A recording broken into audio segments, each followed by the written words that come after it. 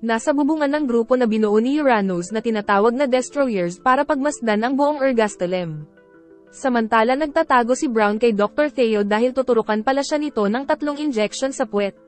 Naitanong naman ni Alex kung malakas na Twilight din ba si Dr. Theo, pero ayon kay Nayna ay isang normal na tao lang ang doktor subalit napakahalaga niya sa lugar dahil siya lang ang nag-iisang doktor sa lugar nilang tinatawag na Ergastelem. Inaalagaan ni Loretta ang baby na nakuha niya noong nagkagulo sa club dahil ulilan na ito, habang si Warwick naman ay tinutulungan ng mga pulis sa pagkakilanlan ng mga namatay sa nasabing kaguluhan. Natanong naman ni Cody kay Inspector Chad kung paano nagagawa sa ulo ni Warwick ang lahat ng mga tao sa lugar, kaya sinabi ng inspector na nakakaranas daw ng super memory syndrome si Warwick. Nagmamadali si Constance na magpunta sa clinic para bisitahin si Marco dahil labis siyang nag-alala sa kasintahan, at nakatulugan na rin nito ang pagbabantay. Dahil dito ay napagtanto ni Alex na marami pa siyang hindi nalalaman sa lugar ngunit naisip niya rin kung mas magandang hindi na lumalim pa ang kaalaman niya tungkol sa mga Twilight. Samantala nagpunta si Warwick kila Danielle Monroe para sabihin ang impormasyon na ang kapatid ni Delacoe na si Erica ay isa sa Twilight Hunter na nasa likod ng krimen.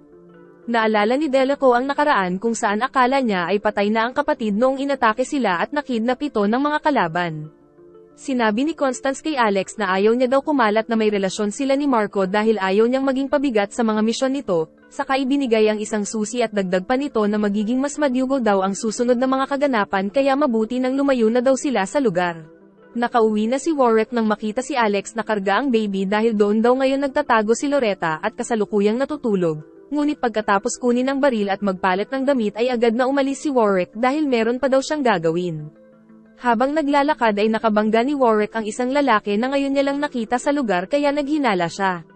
Samantala kausap naman ni Housen si Galahad sa telepono at napagkasundoan na ipapadala si Doug para sa reinforcement ngunit sa gitna ng usapan ay may pumuto ng linya dahil kumikilos na pala ang Destroyers dahil sa malayo ay napaslang din ang mga guard ng guild. Dahil putol ang linya ng telepono ay inutusan na lang ni Housen si Doug na ipaalam ang mga pangyayari sa Cristiano family. Si Galahad naman ay nais din palang magpunta sa Polkley Guild dahil duda siya sa nangyaring pagkaputol ng linya habang nag-uusap sila. Dumaan sa bubungan sila Doug kasama ng 2 alalay nang biglang mapaslang ang isang kasama dahil inaabangan pala sila ng isang destroyer member na si Sig. Sinubukan ng isang pang-alalay na barilin si Sig ngunit mabilis itong nakailag at pinaslang siya sa harap ni Doug. Nang papalakulin na ni Sig si Doug ay sinalag ito ni Ed para makatakas ang batang Twilight at maipaalam sa mga kasama ang nangyari saka nakita naman ni Brown na may kaguluhan na namang nagaganap sa malayo. Habang nakatalikod naman si Daniel ay nagbabalak si Ivan na barilin na ang leader ng Monroe family, naghahanda si Delacoe dahil balak niyang hanapin ang kapatid na si Erica ngunit binalaan siya ni Yang sa kaakibat na parusa ng paggawa ng hakbang nang walang pahintulot ng boss. Sa kabila nito ay handang harapin ni Delacoe ang parusa kaya nagpasya na lang si Yang na samahan ang kaibigan. Ngunit pagdating sa gate ay nag-aabang sila Miles at Diego kaya akala ng dalawa ay pipigilan sila pero manghihingi lang pala ang mga ito ng souvenir. Nakatanggap ng tawag si Loretta mula sa director na pwede daw nilang alagaan ang baby, nang magbalik ang alaala ni Alex tungkol sa kapatid niyang si Emilio na siyang nagpatulo sa luha ng babae. Samantala si Emilio ay may hawak na device na siyang nag-detonate ng mga smoke bomb sa bayan na nasaksihan mismo ni Doug, kaya naisip niyang kailangan niyang ipaalam ito kay Inspector Chad ngunit sa isang iglap ay tinatakan siya sa katawan ng ex ni Colt, at maging sa base ay pinagpapaslang na din ni Sig ang iba pang member ng guild. Nakita ni Galahad ang usok na mula sa pampasabog kaya nagmadali na siyang magpunta sa Polkley Guild samantalang nag-order naman sila Marco ng mga baril kay Constance na nagkukunwaring walang relasyon. Ngunit pag-alis ng mga kasama ay nag-usap ang dalawa pero may nakamasid pala sa kanila sa sulok. Samantala habang kausap ni Beretta si Striker sa telepono ay lantaran itong naglalakad sa kalye, habang si Striker naman ay ginagawang libangan ng pagpaslang sa mga Twilight. Nagpaalam si Loretta kay Alex na uuwi na raw siya sa base nila, at kasalukuyan namang hinahanap nila Yang si Erica nang mapansin nila ang mga itim na kotse maging ang itim na usok na nanggagaling sa guild. Sa base ng Polkley Guild ay walang awang pinagpapaslang ni Sig ang mga member, at si Doug naman ay sugatan na nagtatago sa mga eskinita. Nagawa ng ibang member na makatakas subalit napatid sila sa trap dahilan para sumabog, pagkatapos ay si Colt naman ang umubo sa mga nakatakas kay Sig sa base ng Polkley Guild. Nire-report ni Housen sa leader ng guild ang nasabing ang mga intruder kaya binuksan na nito ang pinto para maghanda sa labanan. Habang naglalakad naman sa eskinita sila Yang at Delacoe ay pinapakinggan pala sila ng isang spy sa sulok.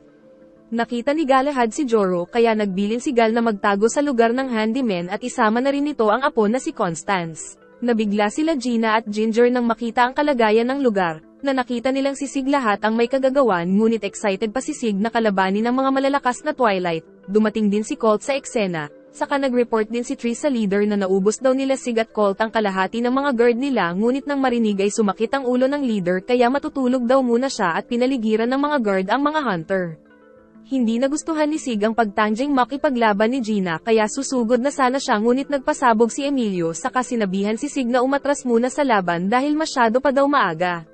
Bago makaalis ay tinanong ni Hausen kung sino ba ang mga kalaban, at sumagot si Colt na sila daw ay ang third destroyers na mga agent ni Uranus Corsica.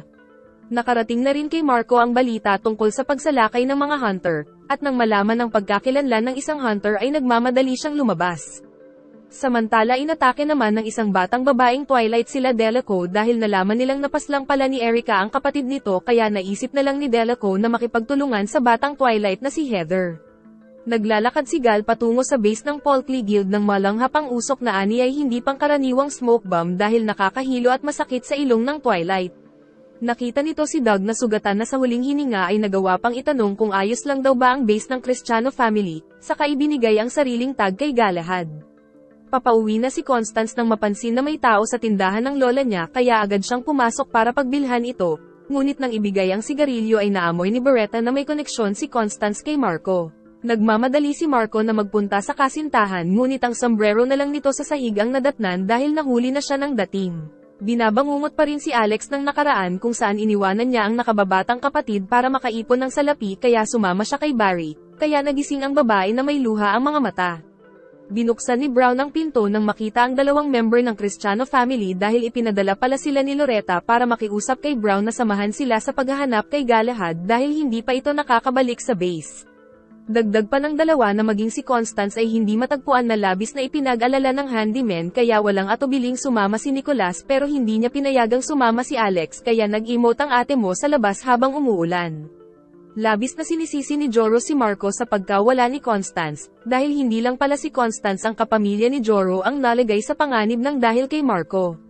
Dumating si Nicolas kaya tumigil na si Joro sa kaumalis, at dahil umuulan ay binigay ni Brown ang jacket niya sa matanda, na labis na nagmakaawa kay Brown na iligtas ang apo niya.